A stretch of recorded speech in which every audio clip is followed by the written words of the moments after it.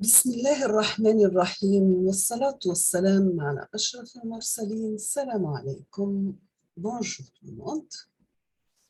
Comme d'habitude, avec les séries de vidéos, le module capteur intelligent, on va voir aujourd'hui, comme titre d'exemple, un capteur de température analogique et numérique. Un capteur de température analogique et numérique.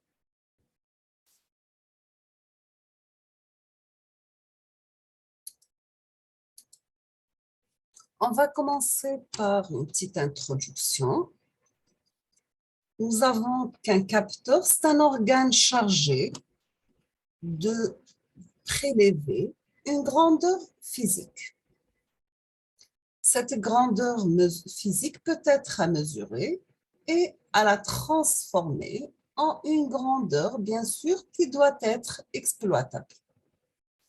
La température, c'est l'une des grandeurs les plus mesurées.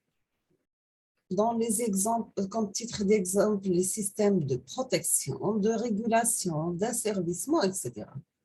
Donc, le capteur, c'est un organe de saisie d'informations. C'est le premier maillon de toute une chaîne de mesure, en commençant par l'acquisition de données de tout système d'asservissement, régulation et tout dispositif de contrôle, bien sûr. Pour une chaîne de mesure, nous avons la mesurante qui peut être la température. On va faire la partie acquisition, traitement, communication. Ça, c'est une chaîne d'information. Et à la fin, on obtient notre signal de sortie sous forme de tension électrique. Nous avons que les capteurs font partie de la chaîne d'information d'un système.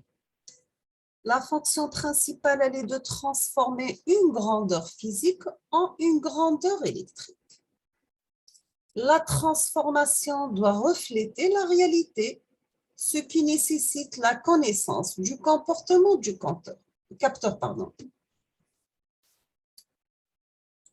Donc, la transformation de la grandeur physique en grandeur électrique se fait dans la chaîne de mesure. Bien sûr, entre la chaîne de mesure qui consiste à lire la mesurande, puis la traiter et enfin la transmettre sous forme de signal électrique. Voici un exemple de capteur, l'aspect physique de notre capteur. On va commencer par les capteurs analogiques, ce qu'on appelle le LM35 et le 36GZ. Ce capteur ressemble au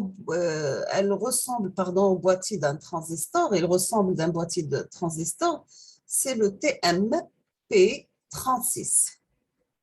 C'est un capteur de température analogique. Sa tension d'alimentation, elle est de 5 volts. La tension de sortie, elle est comprise entre 0,1 volts et 2,2 volts. Et sa précision, elle est de 2 degrés. Voici le projet à réaliser avec le capteur de température comme titre d'exemple. Pour la partie programmation, on va commencer par orienter bulle B égale à 13, float temp C, initialiser temp pin égale à 0, initialiser fan égale à 5, void setup serial begin 9600, pin mode fan output, pin mode palb output, void loop temp C, analog read temp. Le temp C égale à 5 par temp C par 100, le tout divisé par 1024. Serial print LN byte temp TC. If la température temp C est supérieure à 30, donc digital write fan high, else digital write fan low. If la température temp C est inférieure à 30, digital write bulb B high, else digital write bulb low.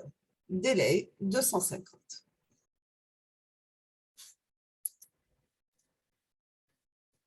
Donc, voici l'interface graphique avec titre d'exemple. La température affichée, par exemple, 34, 35, 36, 37, etc. Maintenant, on passe au capteur numérique. Ce capteur numérique est à la base de thermistance, le CT1. Ses coefficients de température négative. Sa précision, elle est de 0,5 degrés. Il a comme hauteur 13,8 mm, largeur 26,7 mm, longueur 58,8 mm. Comme sortie, la VCC 5 volts, une sortie data, sortie numérique, et la masse à 0 volts.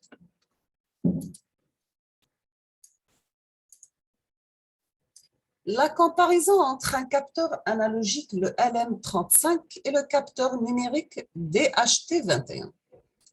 L'avantage, c'est la rapidité, elle est remarquable pour l'analogique. Sortie proportionnelle à la température, mais le coût, il est très avantageux. Son inconvénient de ce capteur analogique, le LM35, c'est que son signal de sortie doit être conditionné. On passe maintenant à notre capteur numérique, le DHT21. Son avantage, c'est bien stabilité, aucune dérivée dans le temps. Le signal de sortie standardisé ne nécessite aucun traitement supplémentaire. Son inconvénient, c'est la vitesse de conversion fixée par le capteur.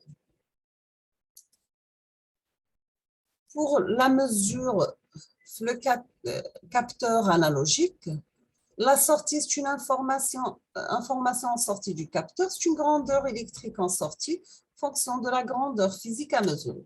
Donc, la mesure, c'est par lecture directe de la tension de sortie.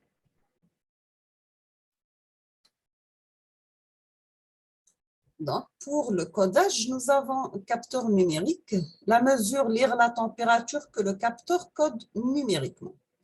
Sachant que le codage, c'est la conversion de l'analogique numérique, tant que le codage n'est pas terminé, la valeur, lui, ne reflète pas la valeur les réelle à cet instant. Voici un exemple. TC1, c'est la température mesurée par le capteur numérique. Donc, elle est 28,10 degrés Celsius. Le TCA, c'est la température mesurée par le capteur analogique. Elle est de 27,45 degrés. On remarque une légère différence des mesures.